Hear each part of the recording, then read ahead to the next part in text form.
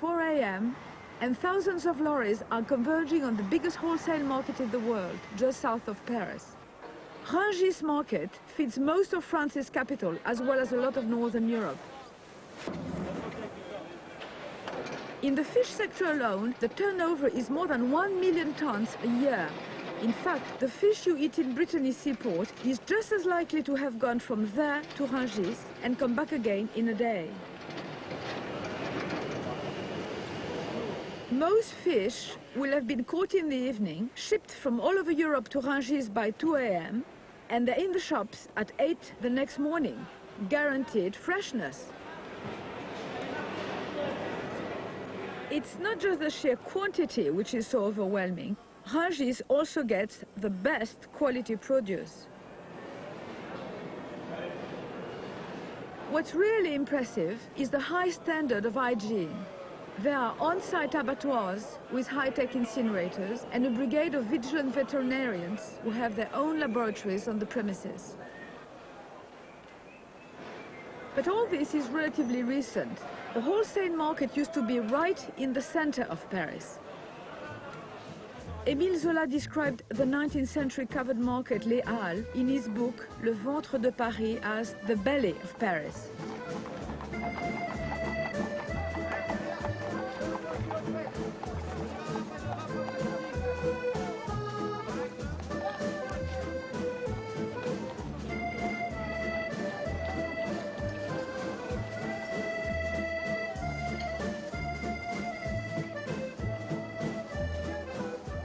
Les Halles closed down in 1973, but many people who worked there moved to Rungis, like Monsieur Le Delat, a charcutier. Il y avait une immense chaleur, probablement, une immense convivialité qui a pas Rungis. Oui, il y avait une folie, il y avait un mélange tout à fait arabesque de ce qu'il y avait sur ce marché, puisque vous aviez dans les secteurs ces restaurants qui servaient uniquement les gens qui revenaient de boîte ou qui venaient en leur soirée ici. Donc ce qu'ils faisaient, ils aimaient bien se frotter au boucher qui avait déchargé ses bêtes qui étaient pleines de sang. Donc c'était un peu le plaisir de s'encanailler et de se côtoyer avec ces gens-là. Les Halles, c'était, il y avait tout. Il y avait un vrai mélange humain, des produits qu'on pouvait toucher, qu'on pouvait voir. Rien n'était étiqueté trop et rien n'était sous plastique. On travaillait par les intempéries, on avait la flotte qui nous tombait sur le dos. Quand c'était l'hiver, j'ai vu le boudin, nous étions dans la salaison, le boudin noir par le froid devenait blanc de givre. Tellement on avait des moins 10, moins 12. Et comme on était dans des angles de rue où rien ne nous protégeait, on était complètement gelés. Ça vous a gardé jeune, hein? Jeune et pauvre. Saint-Eustache was the hub of Les Halles, and in the side chapel, the memory is kept alive with a poignant sculpture called The Departure of the Fruit and Vegetable Merchants.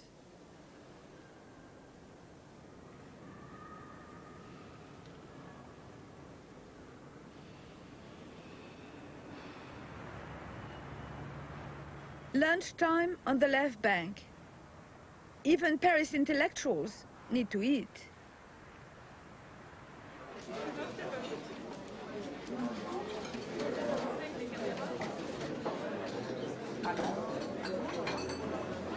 Although Paris has few dishes she can truly call her own, onion soup is one of them. A copious amount of onion is sliced thinly and sautéed for 40 minutes until it's soft and brown. Pierre Sauvé uses a bit of flour to thicken the soup.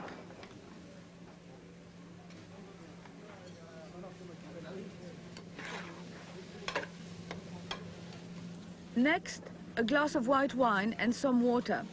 The caramelized onions are so strong tasting that you don't need any other flavoring.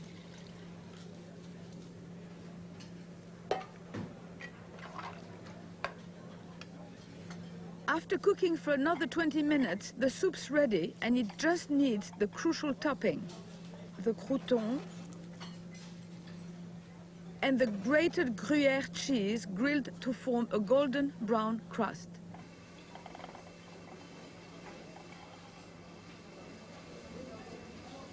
I'm grateful that Paris is one place where soup is always on the menu. One of my favorites is the classic consommé. Consommé is not only for invalids, new mother or sick children.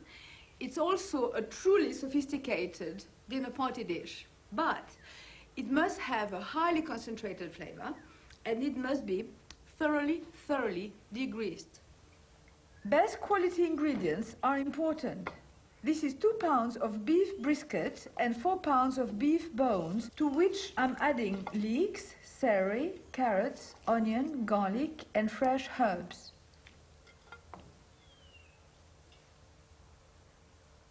Make sure the meat and vegetables are completely covered with water. Bring to the boil and simmer for 3 to 4 hours. Then strain the broth and refrigerate it. Now, the broth is cool, the fat is hard, and it will be very easy to remove. Using a metal spoon, gently skim the top, removing the fat but leaving behind the jellied broth. To get a lovely clear consommé, heat the broth and add egg whites which have been beaten until stiff. Now whisk the whites to disperse them evenly. This is a classic technique called clarification. Minute food particles make the broth cloudy. As the broth is heated, they rise to the top and are trapped in the egg white. Stop whisking when the whites come to the boil. Once you've turned off the heat, scoop off the coagulated egg white. You'll see it's speckled with food particles. To get rid of any remaining impurities, pour the broth through 2 layers of muslin.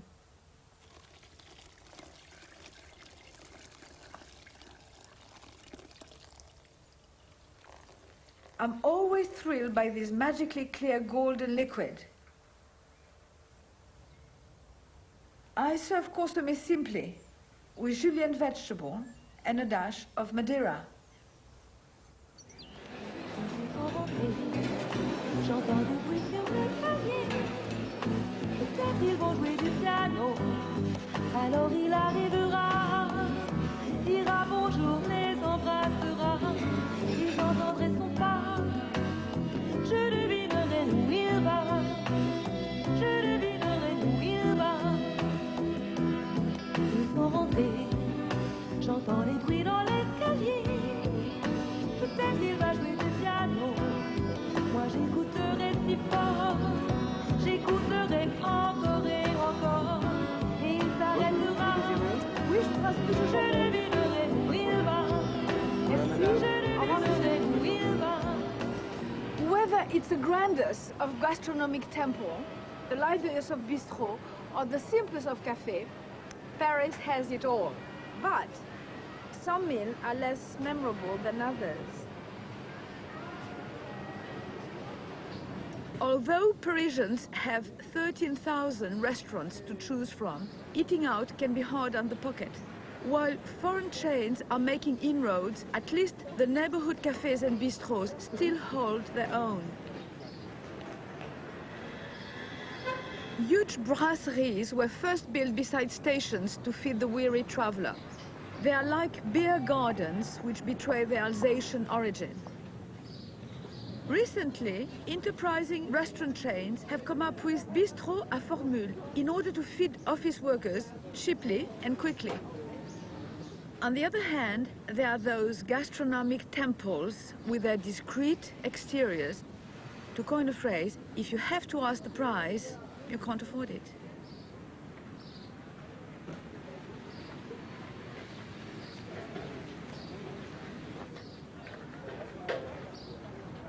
For a less rarefied ambiance, I've got a favorite spot, La Coupole.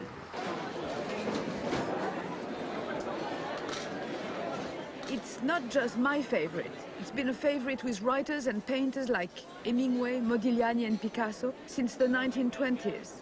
But at Sunday lunchtime, it's the ultimate family dining experience and a true Paris institution.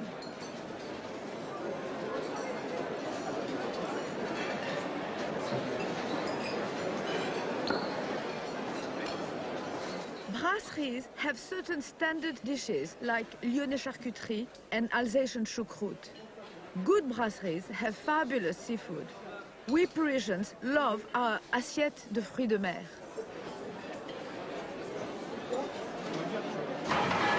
Les deux et un pailleté Maurice qui vont bien.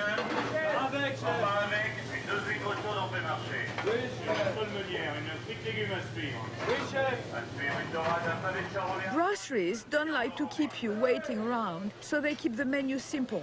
And on days like today, with 400 people to feed at lunchtime, the food has to get to the table as quickly as possible. Parisians go to restaurants for all kinds of reasons. Hélène Verret, a journalist, is passionate about food. Vous partez tous les jours tôt de chez vous, Hélène. Vous recevez quand même la famille, les amis? Oui, bien sûr, j'adore ça, surtout pendant les week-ends. Mais je dois dire que j'adore aussi les emmener dans les restaurants à Paris. Car quand on a des visiteurs, il n'y a rien de mieux que de leur faire découvrir la ville. Et il y a tellement de choix à Paris. Je reçois chez moi, surtout pendant les week-ends. Et quand c'est pendant la semaine, j'adore aller au restaurant. Et je vais au restaurant tous les midis, presque. Parce que comme je travaille très tard, c'est une nice petite break au milieu de la journée de pouvoir aller dans un restaurant et rencontrer une amie ou des amis. De se faire plaisir. Voilà. Brasseries also specialize in traditional regional dishes like œuf en beurrette from Burgundy. Eggs are poached briefly, then combined with bacon and mushrooms in a rich red wine sauce.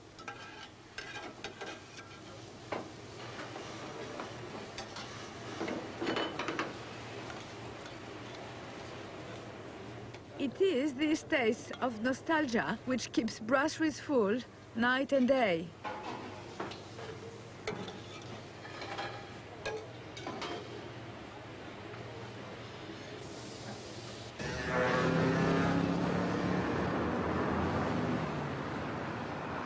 But there's one institution above all that can make or break a restaurant.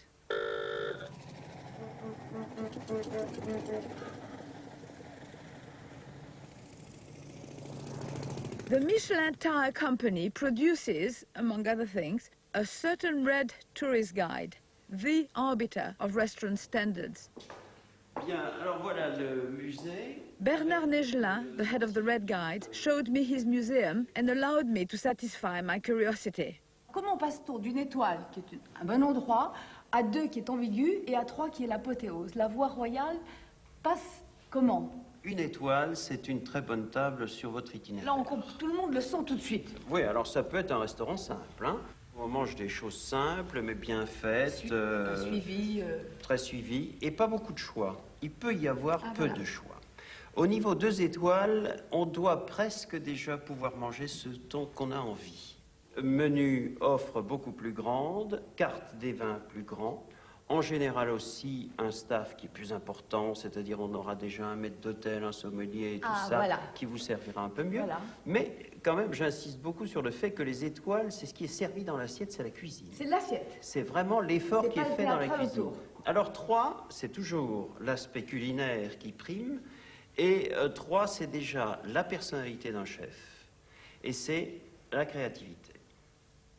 These 3 coveted stars are the highest possible accolade. And of the 19 chefs in France who possessed them, Joël Robuchon is held to be in a class of his own.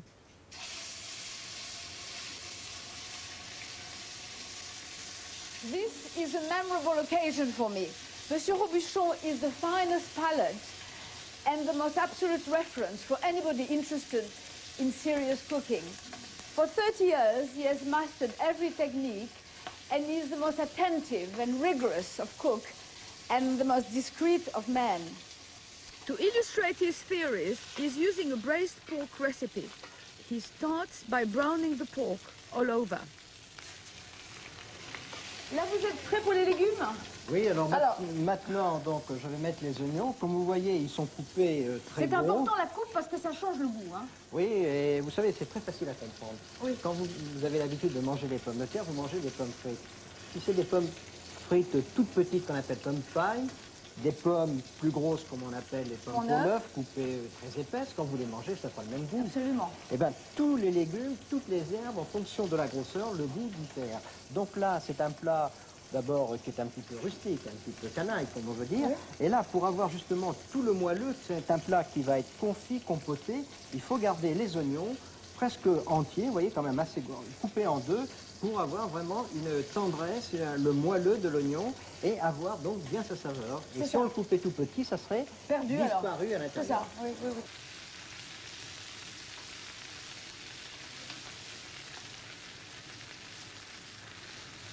Je crois que ce qui est très important, on ne peut pas être bon cuisinier, bon gastronome, sans apprécier l'amertume. Et on va voir l'amertume un petit peu par le poireau, et surtout le verre et la sauge que l'on met comme ça. Et vous savez, les bouillons, les mouillements que vous mettez autour réduisent, apportent de l'amertume, changent le goût. Donc il faut toujours, pour réussir un plat, amener juste le mouillement nécessaire. Là, il faut donc sortir le parfum de la sauge et donc c'est de la rouler comme ça entre les mains. Et vous sentez la sauge quand c'est comme ça, là. Regardez déjà comme son parfum est amplifié. Et on roule la sauge comme ça, puis après on les met autour.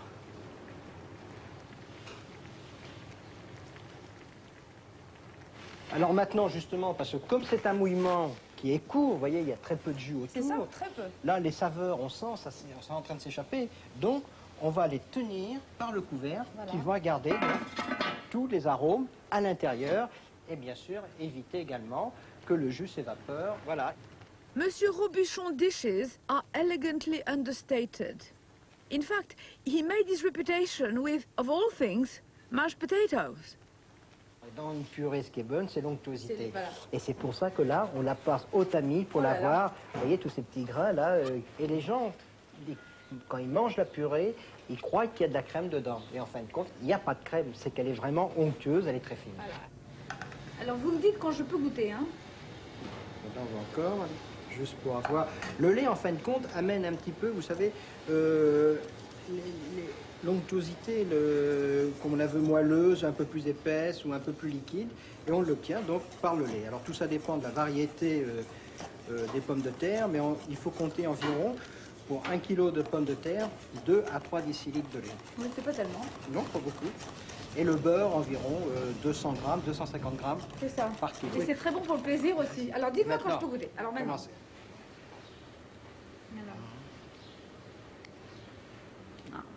Right. Who say that men couldn't live by mashed potato alone? Not me. No, c'est délicieux. If we can't all aspire to such grand heights, there are at least some recipes in the traditional repertoire which are easy to master. We tend to tiptoe and hold our breath when it comes to some of the great French classics. They can be complicated, over-precise, and time-consuming. But I have discovered a much simpler way to make this luscious egg, butter, and lemon sauce, la sauce hollandaise. Add lemon juice to 4 egg yolks and whisk them together.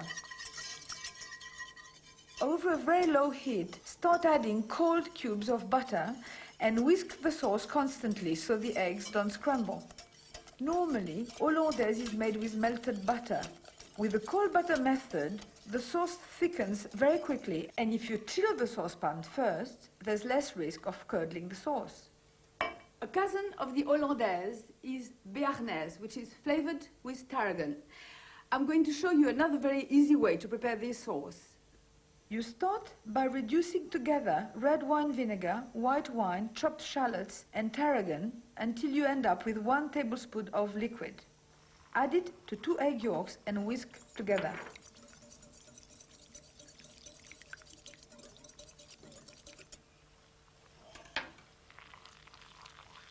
Now this time you use melted butter. Pour it steadily into the egg yolk mixture, whisking continuously. This technique works because of the very fast beating and the hot butter. It soon thickens to a lovely tarragon flavor sauce that goes especially well with meat dishes. I personally like hollandaise sauce with green vegetables like asparagus. 2 classics, hollandaise and béarnaise. À Paris, quand un amour fleurit, ça fait pendant des semaines de cœur qui sourit, tout ça parce qu'ils s'aiment à Paris. Au printemps, sur les toits, les girouettes tournent et font les coquettes avec le premier vent qui... Parisian markets are a movable feast. There are 57 open-air markets which move from one neighborhood to the next. There are 14 covered markets, and there are innumerable permanent street markets. A market is a crossroad where city people meet Mother Nature, Father Ocean, and mostly each other. Sans se frapper, regardons ton chemin si Paris a changé. Il y a toujours des taxis en maraude qui vous chargent en fraude avant le stationnement. Oui, encore l'agent des taxis. Au café, on voit n'importe qui boit n'importe quoi, qui parle avec ses mains, qui est là depuis le matin. The food shops too offer a staggering choice.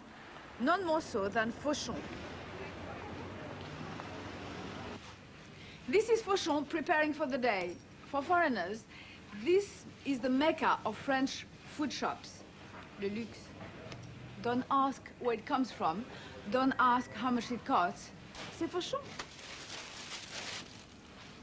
Many vegetables linger on as nostalgia for nouvelle cuisine, but this being Paris, they have to taste good too. At Fauchon, the staff know that their customers are some of the most demanding in the world, so their displays really have to seduce. Fauchon's suppliers, mostly artisans deep in the provinces, have to submit to blind tastings of their products. And unfortunately for them, they can't trade on their association with Fauchon. They must remain anonymous.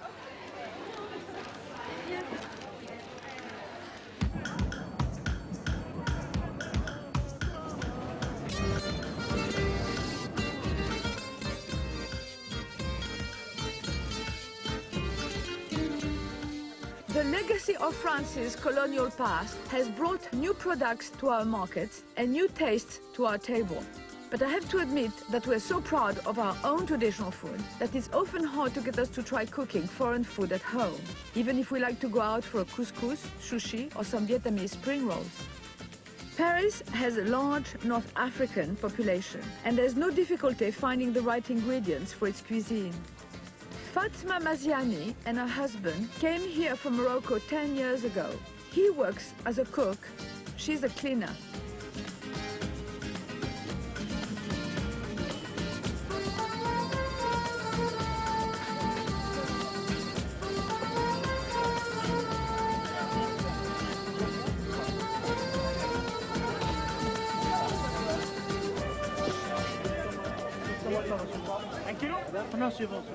Fatma also cooks banquets in her own community to earn some extra money.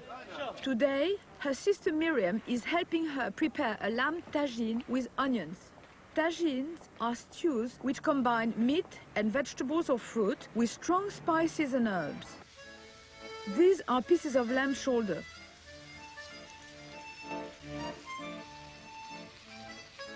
To the lamb, Fatma has added vegetable oil, ground cumin, Moroccan orange food coloring, ground cinnamon, and ground ginger.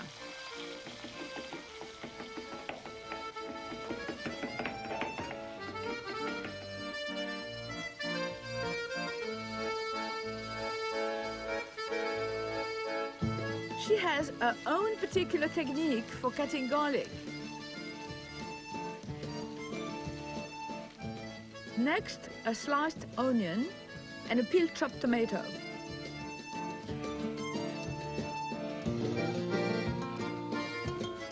Miriam is cooking the onions separately with cinnamon, sugar, vegetable oil, and more food coloring.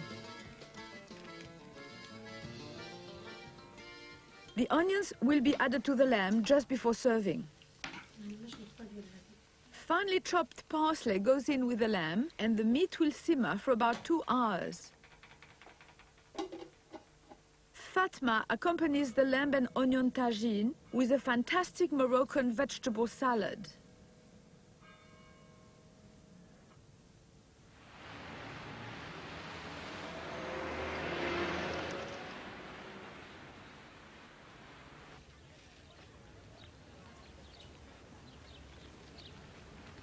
At times, it seems the left bank is completely populated by students. From my own university days, I well remember that we had neither the money to lavish on restaurants, nor the time to prepare complicated meals. Nothing much seems to have changed.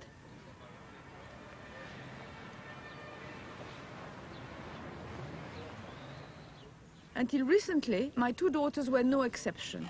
Now they're beginning to enjoy time spent in the kitchen. They're adding their own touches to hachis parmentier, a sophisticated cottage pie. Elizabeth is using a food meal to mash the boiled potatoes, while Margaret is sautéing bacon and onion, which will be added to the cooked minced beef. I've been banished from the kitchen, though their friend Nathalie is allowed to help. Ouais. Et c'est la dernière année pour toi? Oui, c'est ma dernière année. Il n'y a pas de graduation Non, ça n'existe pas en France. Nathalie, oui, tu veux bien venir m'aider pour bouger la viande? Oui, ben j'arrive. On a presque fini les pommes de terre, là. On en mangeait tout le temps quand on était petite du hachis. C'est le plat préféré de tous nos petits cousins américains. Parce que c'était le seul truc français qu'ils aimaient. Parce qu'il n'y avait pas de poisson. C'était au moins ils reconnaissaient. Ouais, attends, je vais mettre le jus. Oui, tu veux. T'as beaucoup cuisiné, Nathalie, chez toi? Ben, j'ai pas tellement de temps de cuisiner, mais c'est vrai que pendant les vacances, j'aime bien cuisiner. Mais Pierre, il cuisine alors? Oui, Pierre, il cuisine. C'est marrant ça. Après, tu remets une couche de viande, c'est ça?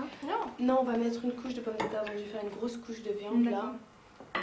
Ouais, avec papa, on a fait le bœuf. On en avait tellement fait. Et on a eu des restes pendant toute la semaine. Mais là, je crois que ça va aller, on n'aura pas de reste.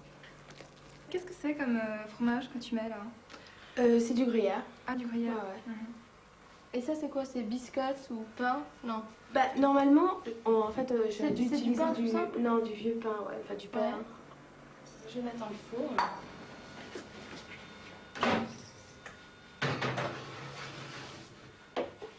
Voilà. Merci. Tom, le premier bonjour. Parce qu'il est allé dans un truc au Japon. Bon appétit. Bon appétit. Paris is at our feet with its fantastic offering of restaurants.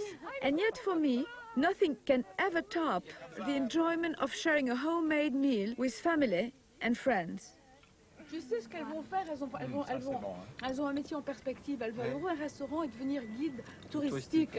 Comme ça, elles amèneront tout le monde dans le restaurant. Voilà. Ce qu'on appelle en anglais captive. Tu sais, tu les amènes directement.